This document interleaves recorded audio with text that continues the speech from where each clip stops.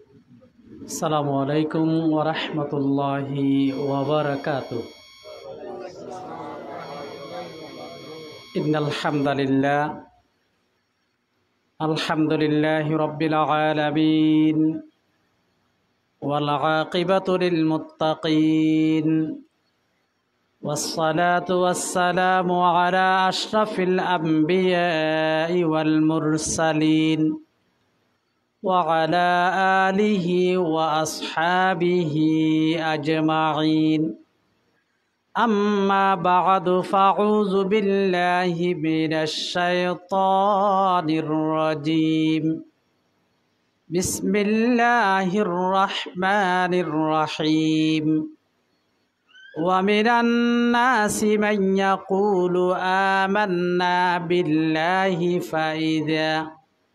فإذا أوذي في الله جعل فتنة الناس كعذاب الله ولئن جاء نصر من ربك ليقولن إنا كنا معكم أوليس الله بما في صدور الأعلمين وَلَيَعْلَمَنَّ اللَّهُ الَّذِينَ آمَنُوا وَلَيَعْلَمَنَّ الْمُنَافِقِينَ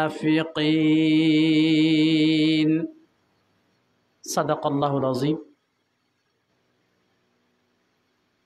অত্র এলাকার কৃতি সন্তান বিশিষ্ট আলেমে দ্বীন বাংলাদেশ জামাত ইসলামী পেকুয়া সদর ইউনিয়নের সম্মানিত সহকারী সেক্রেটারি হাফেজ মাওলানা জাহাঙ্গীর আলমের আজকের দোয়া ও স্মরণ সভায় প্রধান মেহমান হিসেবে উপস্থিত আছেন বাংলাদেশ জামাত ইসলামী পেকুয়া উপজেলার সম্মানিত আমির ফাশিয়াকালী ইসলামিয়া কামিল মাদ্রাসার সুযোগ্য সহকারী অধ্যাপক আরবি জনাব মাওলানা ইমতিয়াজউদ্দিন।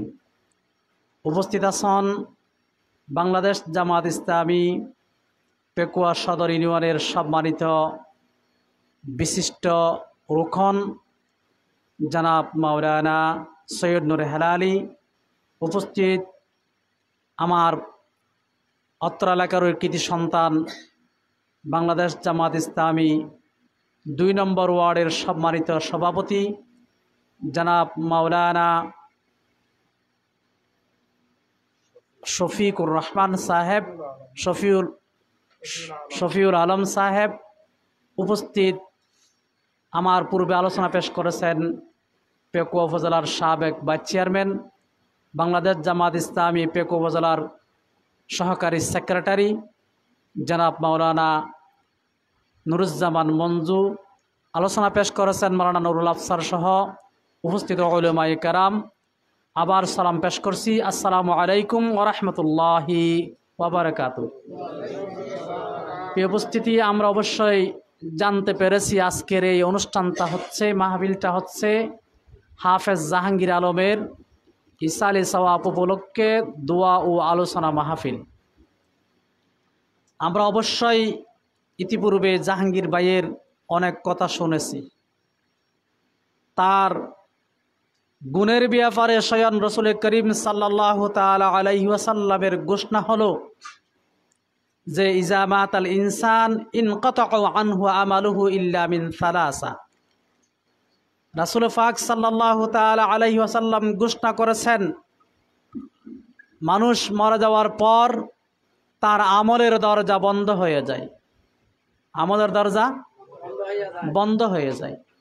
ইল্লা মিন সালাসা, কিন্তু 3টি দরজা আছে যেই দরজা বেয়ে কিয়ামত পর্যন্ত কবরের মধ্যে সওয়াব জারি থাকবেন। আলহামদুলিল্লাহ।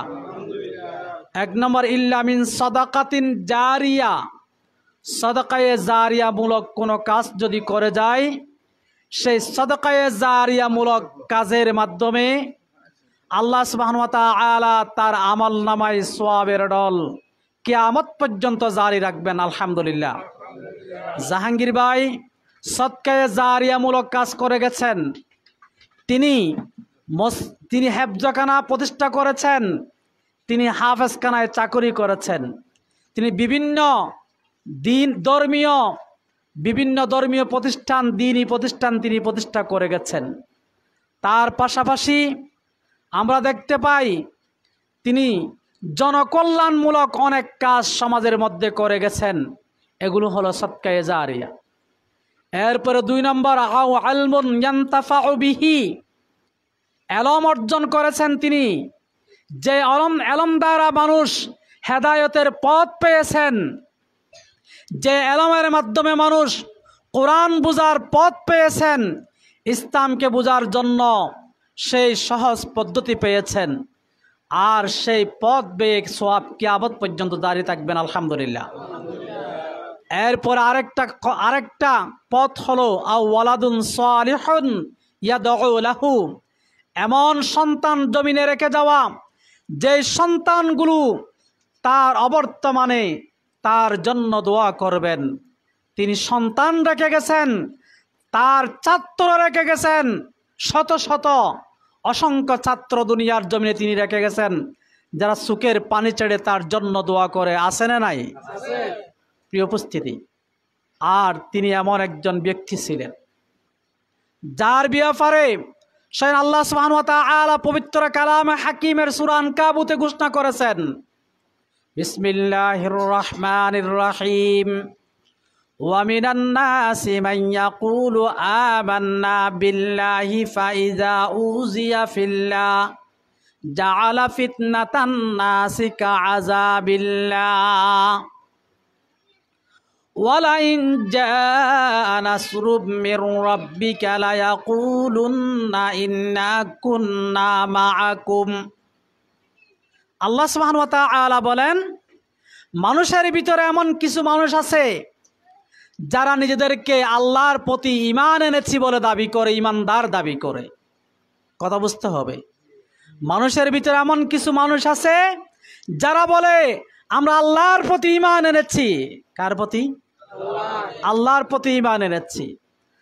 আর এই কথা বলার পর যখন আল্লাহ সুবহানাহু ওয়া তাআলা তাকে ঈমানের পরীক্ষা যখন শুরু করে, তার জন্য ঈমানের পরীক্ষা যখন নিতে চাই, ফাইজা উযিয়া ফিল্লাহ জাআলা ফিতনাতান নাস, মানুষদের দ্বারা কিছু কষ্ট দেওয়ার মাধ্যমে যখন তাকে ঈমানের পরীক্ষা করে। কিসের মাধ্যমে? মানুষের দেওয়া কষ্ট দেওয়ার মাধ্যমে, মানুষের দ্বারা কষ্ট করার মাধ্যমে, কষ্ট পেলে যখন আল্লাহ তাআলা তাকে ঈমানের পরীক্ষা করে। কষ্ট কি? আর্থিকভাবে ক্ষতি সাধন করা, ব্যবসা বাণিজ্যের মধ্যে ক্ষতি সাধন করা, নিজের মাল দৌলতের মধ্যে ক্ষতি সাধন করা, বিভিন্নভাবে ক্ষতি সাধন করার মাধ্যমে যখন তাকে ঈমানের পরীক্ষা করা হয়, ওই মানুষগুলো যে বলেছিল আমি আল্লাহর প্রতি ঈমান এনেছি, তখন এই আল্লাহর পক্ষ থেকে মানুষের দেওয়া এই পরীক্ষাকে, এই কষ্টকে সে কাআযাবিল্লাহ, আল্লাহর আযাব মনে করত। নাউযুবিল্লাহ। আল্লাহর আযাব মনে করে সে ইসলামের পথ থেকে, সত্যের পথ থেকে, কোরআনের পথ থেকে, হক কথা বলা থেকে সে দূরে সরে যাইত। এরকম মানুষ আছে না নাই সমাজ জমিনে? যারা আল্লাহর ওলি মনে করে নিজেদেরকে দাবি করে, সুফি দাবি করে, যাদের ভিতরে সুন্নতের লেবাস আছে, কিন্তু তাকে যখন একটু ঈমানের পরীক্ষা করা হয় মানুষের দেওয়া কষ্টের মাধ্যমে, তখন বলে যে এখন এই সময় নাই, সময়ের পরিবর্তন হলেই আমরা ইসলামের পথে আসব, কোরআনের কথা বলবো, হক কথাগুলো ময়দানে বলবো, এর আগে নয়। নাউযুবিল্লাহ। এরকম আছে না নাই? আল্লাহ সুবহানাহু ওয়া তাআলা বলেন, আমার বান্দার ভিতরে যতই কষ্ট থাকুক না কেন, যতই কষ্ট পাক না কেন, আমার বান্দাদের ভিতরে, ইমানদারের ভিতরে কিছু বান্দা আছে যারা ইসলামের উপর অটল অবিচল থাকে। ইসলামের উপর অটল অবিচল থেকে হক কথাগুলো মানুষদেরকে শোনায়, ইসলামের পথের দিকে মানুষদেরকে ডাকে, আল্লাহর পথের দিকে মানুষদেরকে ডাকে, কোরআন প্রতিষ্ঠার পথের দিকে মানুষদেরকে ডাকে। আল্লাহ বলেন, ওই সমস্ত মানুষের কারণে আমি আল্লাহ যে কোনো একদিন জমিনের মধ্যে বিজয় দান করব। আলহামদুলিল্লাহ, আমি আল্লাহর পক্ষ থেকে সাহায্য এবং বিজয় এসে যাবে।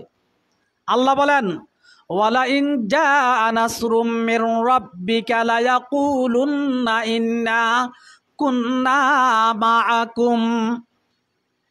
ওই সমস্ত মানুষদের কারণে যখন জমিনের মধ্যে বিজয় এসে যাবে, তখন ওই মানুষগুলো যারা মানুষের দেওয়া কষ্টকে আল্লাহর আযাব মনে করে কোরআনের পথ থেকে দূরে সরে গিয়েছিল, হক কথা বলা থেকে নিজেকে আড়াল করে রেখেছিল, সত্যের পথে মানুষদেরকে ডাকা থেকে নিজেকে দূরে সরিয়ে রেখেছিল, তারা যখন আল্লাহর পক্ষ থেকে বিজয় এবং সাহায্য আসার পর যখন জমিনের মধ্যে আল্লাহর পক্ষ থেকে সাহায্য আর বিজয় এসে যাবে, এই পথ যখন তারা দেখবে, তখন তারা ওই আড়াল থেকে বের হয়ে আসবে। মুনাফিকগুলো তো কোত্থেকে বের হবে?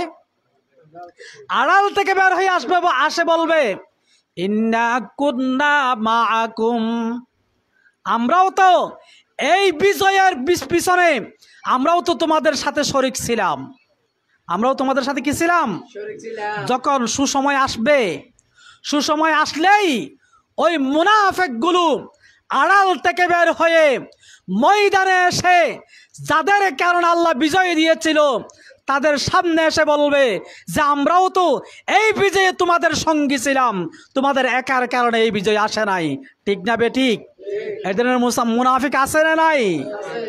আল্লাহ বলেন, আওয়ালাইসাল্লাহু বিমা ফি সুদুরিল আলামিন, ও জগতের মানুষ, তোমরা কি মনে করেছো আমি আল্লাহ কি জানি না যে বিশ্ববাসীর অন্তরের ভিতরে কি আছে কি নাই, কার অন্তরের ভিতরে কি ধরনের নিয়ত ছিল, কোন নিয়ত নিয়ে তুমি এখন সামনে এসেছ, আর তোমার অন্তরের ভিতরে কি ধারণা ছিল, এটা কি আমি আল্লাহ জানি না এটা মনে করছো নাকি তোমরা?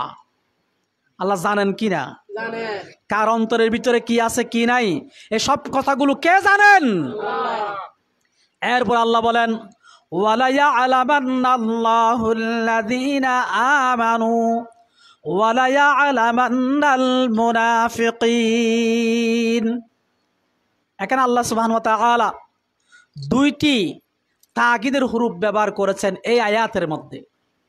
শুরু এবং শেষে দুইটি তাকিদের হুরুফ ব্যবহার করে আল্লাহ বলেন, অবশ্যই অবশ্যই আমি আল্লাহ এইভাবে ঈমানের পরীক্ষা করার মাধ্যমে আমি আল্লাহ জেনে নেব যে সত্যিকারের জমিনের মধ্যে আমি আল্লাহর পক্ষে ঈমানের দাবিতে কারা সত্যিকারের ঈমানদার, আর কারা আমি আল্লাহ পাকের এই জমিনে আমি আল্লাহর উপর ঈমান আনার এই দাবিতে কারা মুনাফিক।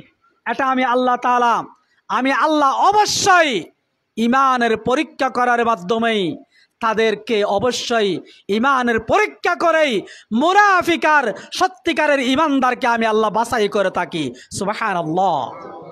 এই উপস্থিতি আমাদের হাফেজ আল্লামা জাহাঙ্গীর ভাই, তিনি মুনাফিক ছিলেন না, তিনি সত্যিকারের ঈমানদার ছিলেন, তিনি সত্যিকারের মুমিন ছিলেন একজন।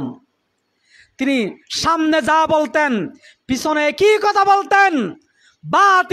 বাতিলের রোষানলকে, বাতিলের হুমকিকে, জালেমের জুলুমকে, অত্যাচারকে কোনোদিন ভয় পায় নাই। ঠিক না বেঠিক? তাই তো তিনি গত 17 বছর জালিমের এই নির্যাতনের সময়ে আমাদের হাফেজ জাহাঙ্গীর ভাই ময়দানে কাজ করতে গিয়ে, হক কথাগুলো মানুষদের কানে পৌঁছাতে গিয়ে, কোরআনের পক্ষে মানুষদেরকে দাওয়াত দিতে গিয়ে, ইসলামের কথা মানুষদেরকে শোনাতে গিয়ে তিনি বারবার জেলখানায় বন্দী ছিলেন। ঠিক কিনা? তিনি 2টি গুলি তার শরীরের মধ্যে লেগেছে, বাতিলের 2টি গুলি।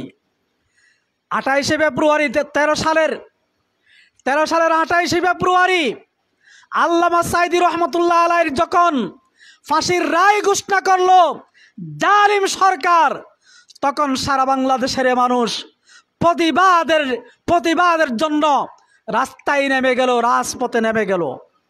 তার ধারাবাহিকতায় আমাদের পেকুয়ায় সমগ্র পেকুয়ার মানুষগুলো রাস্তায় নেমে পড়ল নারায়ে তাকবীরের স্লোগান দিয়ে।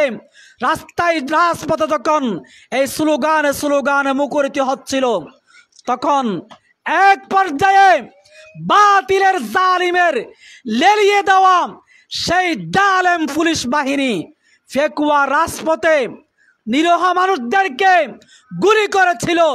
আমাদের একজন ভাই শাহাদাত বরণ করেছেন, তার নাম কি মনে আছে নাকি? শহীদ সাজ্জাদ পূর্ব মেহেরনামার ছাত্র শিবিরের কর্মী ছিলেন। শহীদ সাজ্জাদ রাজপথে শাহাদাত বরণ করেছেন। আর সেই দিন জাহাঙ্গীর ভাই দুটি গুলি তার শরীরের মধ্যে লেগেছিল। সেই দিনের গুলি, একটা পিঠে আরেকটা তার পায়ে, দুইটা গুলি তার লেগেছিল। গত কয়েকদিন আগে যখন পেকুয়া বাজারে বসছিলাম, তখন একজন মানুষ বলছিলেন, আমি দেখছি জাহাঙ্গীর ভাই তখন সেই দিন কিভাবে পুলিশদেরকে বাঁচাতে গিয়ে পুলিশেরা ভুল বুঝে জাহাঙ্গীর ভাইকে কিভাবে নির্যাতন করেছিল, আমার চোখ সাক্ষী। নাউজুবিল্লাহ। প্রিয় উপস্থিতি, জাহাঙ্গীর ভাই যেভাবে হক কথাগুলো মানুষদের কাছে পৌঁছাতে গিয়ে নিজের জীবনকে তুচ্ছ মনে করে আল্লাহর জমিনে আল্লাহর দ্বীনকে প্রতিষ্ঠা করার জন্য কাজ করে গেছেন, তিনি আমাদের কাছ থেকে অল্প সময়ে অল্প হায়াত নিয়ে গাড়ি অ্যাক্সিডেন্ট করে আমাদের কাছ থেকে বিদায় নিয়েছেন। তিনি সেই দিন ছিলেন গাজী। 28 অক্টোবর 13 সালের সেদিন রাজপথে বাতিলের বিরুদ্ধে কথা বলতে গিয়ে তিনি গুলি খেয়েছিলেন, নির্যাতনের শিকার হয়েছিলেন। সেদিন থেকে গত 25 আগস্ট পর্যন্ত তিনি ছিলেন গাজী। তিনি কি ছিলেন? গাজী। এরপরে 25 আগস্টের দিন তিনি একেবারে স্লোলি গাড়ি চালাইতো, তিনি মোটরসাইকেল চালাইতেন। সেদিন তিনি মোটরসাইকেল নিয়ে দিকে যাওয়ার পথে এক ব্যক্তি তার দ্রুত গতি গাড়ি চালিয়ে যে বাইপাস থেকে বাই রুট থেকে ওঠার সময় তাকে আঘাত করে তিনি মর্মমভাবে সেই দিন আঘাতপ্রাপ্ত হয়ে তিনি হাসপাতালে নেওয়ার পথে ইন্তেকাল করেছেন। ইন্না লিল্লাহি ওয়া ইন্না ইলাইহি রাজিউন। তিনি এই কারণে তিনি শহীদের হুকুমের অন্তর্ভুক্ত হবেন, আলহামদুলিল্লাহ।